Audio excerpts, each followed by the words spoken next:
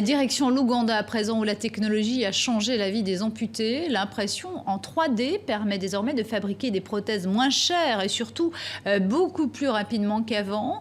En une journée, un patient peut disposer de sa nouvelle prothèse. Avant, avec la méthode du moule en plâtre, il fallait au moins une semaine.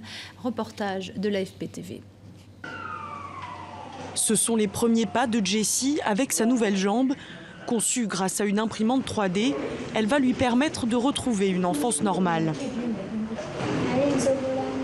Avant, je pouvais aller chercher de l'eau. Mais depuis que j'ai perdu ma jambe, je ne peux plus. L'Ouganda compte environ 250 000 enfants amputés, la plupart à cause de maladies congénitales et d'incendies. Mais seuls 12 prothésistes pratiquent dans le pays.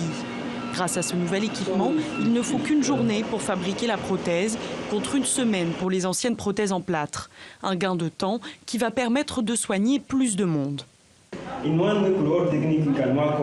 Avec l'ancienne technique, on pouvait faire 2 patients en une semaine, si on travaillait tous, si tous les autres techniciens étaient là. Mais avec la technologie 3D, le nombre de patients a augmenté. On peut en faire 10 ou 15 par semaine, ça dépend de la taille.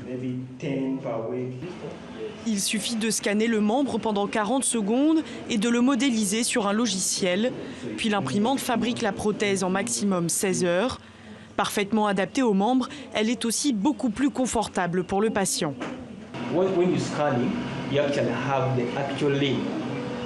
Quand vous scannez, vous avez les vraies dimensions du membre. Avec l'ancienne méthode, le plâtre a tendance à gonfler. Tous les plâtres qu'on moule gonflent parce qu'on met de l'eau. Mais avec la 3D, vous avez la vraie forme du moignon. Et quand on enfile la prothèse, elle va parfaitement. Plus rapide, plus précise, cette méthode est aussi relativement peu chère. Une prothèse coûte environ 3 € à fabriquer. Pour autant, cela ne suffira pas à appareiller tout le monde, faute de financement du gouvernement.